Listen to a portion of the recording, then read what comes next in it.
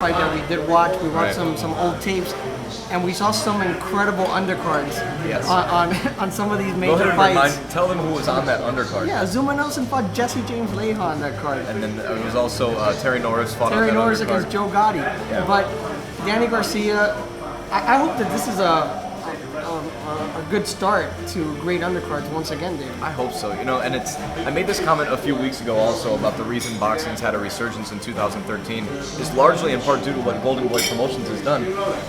I don't get paid to say that, but that is the case. I mean, the second that Golden Boy jumped ship and the word from HBO was that we don't do business the way Golden Boy does, well, if that's the case, then HBO is going to continue to do bad business because Golden Boy is putting on absolutely the best fights. This card was sold when Mayweather Canelo signed on. They did not have to add Matthysse Garcia. Did I just Matthysse Garcia? I put them together. Matthysse Garcia. They didn't have to add that fight to this card because the Mayweather Canelo fight was going to sell regardless. They added it anyway. Now this fight really does have the potential to break the Mayweather versus De La Hoya pay-per-view record. It'll come close. I think, without doubt, it's going to at least be number 2. And, there's another Ishe Smith-Carlos Molina fight on that fight, which is a title fight as well. Not signed, but looks like it's going to come through. We're probably going to see, Wait, so are you telling me that I might be in Las Vegas covering this fight and Carlos Molina will be fighting? Armando's man. Oh, my God. So, I mean, the slickest fighter himself. Yeah, seriously. But props to Golden Boy, and I hope that Top Rank continues to do their part to put on good fights. Or I know those are not the only 2 promoters, but Golden Boy's running the show right now, and they're proving in a big way. Which I'm sure Top Rank will, but like you said, David, these guys have done a tremendous job. When they release what the pay-per-view is going to cost, I mean, the first thing I thought was, holy crap, this is expensive. Yeah. But when you look at the caliber of fight that's taking place, because my opinion is that Canelo's going to give Mayweather a run for his money. He may not win the fight. He may win the fight, but he's going to give him trouble. Because Mayweather's older, Canelo's younger, strong guy, etc. We'll talk and dissect that fight more as the month goes on. But you add this fight to it, which it's gonna be a war because Danny Garcia has no defense, right. Which is why his first fight with Eric Morales was great. Why his fight with Zab Judah was even competitive because the first couple of rounds you thought it was just gonna be a whitewash of Zab Judah. And Lucas Matthysse, who does not know the meaning of stepping backwards, he just comes forward the entire time. Heavy hands.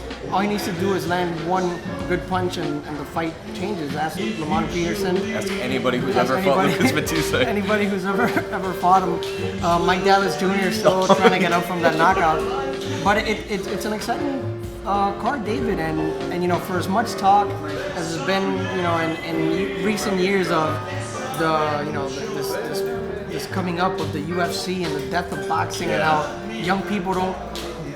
UFC does not have a fighter making $90 million in one night, which is what Mayweather's slated to make with endorsements and gate and pay-per-view. And their biggest star in the UFC, and again, this isn't to crap on an organization that has nothing to do with boxing, but Anderson Silva made $600,000 in his most recent title fight that he lost. That's your biggest star, and you're not even approaching $1 million, which is probably what a guy like Ishe Smith is going to make 3 fights down on the undercard. Obviously UFC does put a good product out there, but I'm just saying that boxing's not dead, and young people will watch boxing, and I have the chance and the opportunity and I guess the luck of being able to go to these fights in Las Vegas, and it's just a good crowd, a lot of young people. It's not like people make it seem like if you go to I went to the Mayweather fight, shit, there wasn't a guy in their 90s going to the crowd. No, there's young people going to these fights, and it's just people that follow us on Twitter, David, that write to us on a daily basis, and the people that are writing boxing, like I take for instance Mark Ortega, who writes boxing, and he's a young kid. I mean, some of the stuff he tells me, I'm like, dude, seriously, you were that young then? Yeah, he wasn't. But he was Mike Coppinger's a good young writer. Ryan Macchignana is a good young writer. Ryan Sangali, all these guys are good young writers. You have a guy, the boxing heads like Ramiro Olivares, who writes to us all the time. Right. And Ramiro's he's one crazy nut, and I love the guy, and he's a good boxing fan, and he loves boxing, and all these guys are young fans. So that whole thing about boxing not being for this generation is just pure bullcrap and nonsense. They're going to be okay. boxing will still be okay. And De La Hoya, we were talking about Golden Boy Promotions. This card that they just put, David, I want you to talk about how good that Omar Figueroa fight was. What a freaking war, dude. Omar Figueroa is not going to have a long career. I hate to say it, but holy hell is he going to entertain while it exists. That was unbelievable. You want me to throw a name? Throw it. Good young fighter. Juan Diaz? Juan Diaz. Did I really call it? Juan Diaz. Juan Diaz. Good young fighter. All his fights were exciting, but I mean, I guess he's making a comeback now, or has made a comeback. But short career at the top because he's that type of fighter. But you know what? God bless him. We need guys like that in boxing. Gosh, yeah, seriously, he's must-see TV. Props to this other guy whose name I can't pronounce either because Arakawa, I think it was. But like that guy would have beat anyone else in the world that night had it not been Omar Figueroa that he was across the ring from. Ridiculous fight. And then in addition to that, you've got the Soto Carras-Berto fight, which was marred by a number of subplots, but it turned out to be a pretty compelling fight even down the stretch, especially since the judges' scorecards in the final round had it a draw. I know, that's pretty crazy. I think that was a fight that Soto Carras was definitely winning, but hey, the judges' scorecards are the judges' scorecards at the end of the day. That ended up being an interesting fight. And I'm totally skipping on what the other fight. Keith Thurman. Oh, the Keith against Thurman fight against Diego Chavez Chavez, was another great fight. Yeah, and Thurman's a hard hitter. That's his. And so was Chavez. That's what he's known for, knocking people out. But he went pretty deep in the fight, was able to score a late knockout, and that's good for him. It's a good learning experience for Keith Thurman. As much as people like to crap all over the guy sometimes. Because he gives like these weird interviews and says he's in San Diego when he's in San Antonio. But the guy's he's developing into a good fighter. Yes. And the Soto Carras-Berto fight is a fight that I want to touch on for a little bit. Soto Carras by no means is a Manny Pacquiao or a Floyd Mayweather or a Canelo Alvarez. With that said, Andre Berto needs to consider retiring, or this may be the last time we've seen him as a top contender. It's interesting to watch him fight and know that there are so many things that he could be doing that he's just not doing. In this fight, granted, he had an injury to his his right shoulder in round 3 or 4. We don't know the extent of that injury, but it was evident that he wasn't, throwing that loaded right hand. This is a guy who has really terrible footwork, is off balance almost all the time, but he has a lot of skill in the sense that it's mostly athletic skill. It's not necessarily boxing skill. But this is a guy who, a lot of people knew was kind of a paper champion for a while, but still felt like he had skills to contend with people. And now he looks like he's lost completely if he somehow gets together what it is, that he hasn't gotten together in his past 3 of his past 4 fights. And there comes a time in a fighter's career, not all fighters, but in the case of Berto, yes, that all of a sudden you get popped by a couple jabs and your eye swells up, and that's Miguel happened Cotto to Miguel Cotto, especially after the Margarito fight. It happened to Arturo Gatti, early in his career, and it continued, to the mess that was his face on a few occasions. But Andre Berto's he's been a good fighter. A lot of people said he was a paper champ, but he got there somehow. But like you said, his confidence seems to be shot, and I don't know if we'll see that same Andre Berto ever again. But kudos to him because he is tough as hell. The guy will not, back down from a fight. He took a brutal beating from Soto Carras throughout this fight, in a fight that he was still in also. But I mean, you look at the beating he took against Victor Ortiz, against guys like Robert Guerrero. I mean, the guy is really truly a warrior, and he comes back to fight. You have to give him that much. But you want to see him do better. If not, he's going to turn into a punching bag, which a lot of people say he already has. And before we go, you mentioned we were watching some older fights. We watched that Whitaker Chavez fight, and yes, I could be a little biased because Pernell Whitaker is my favorite fighter of all time. Even more than Carlos Molina. A lot more than Carlos Molina, a lot more than anybody. But Pernell Whitaker that day got robbed. Aside, I think, from the first 2 rounds, we didn't have him losing any other round. He fought. It was a masterpiece, and you had never really seen the fight from start to finish, and you saw the masterpiece that Whitaker did against Chavez that night. I mean, it was ridiculous.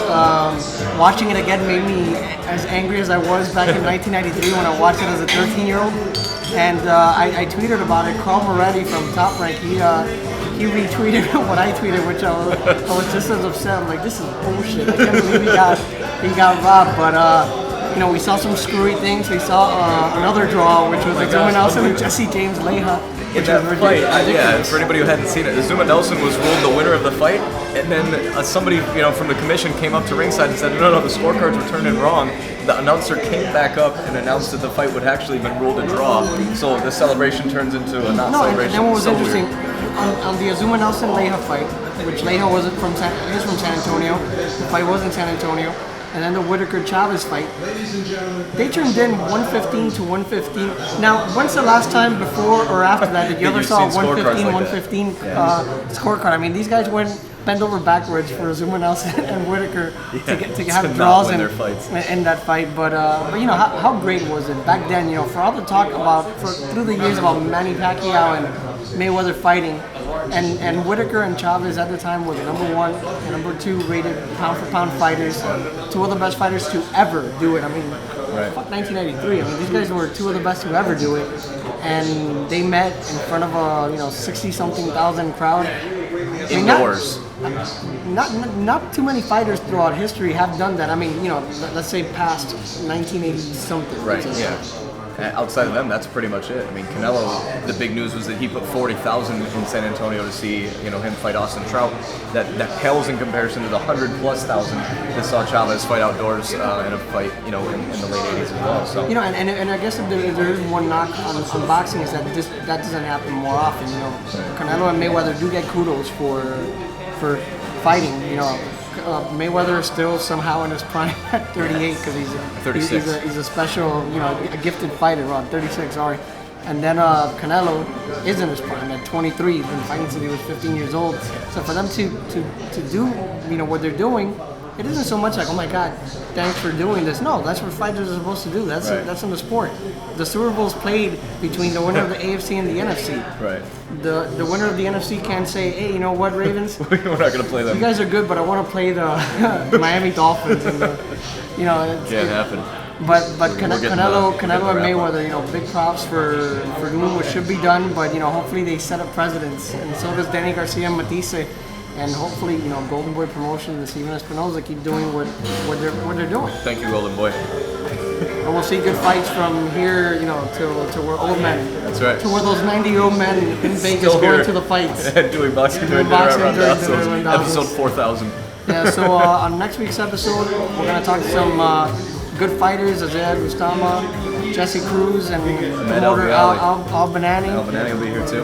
A lot of good stuff to talk about. Good fights here in Miami, so the fans out there in Miami could go. But that's episode 101, David. And I promise you, we won't be away for another one. See you soon.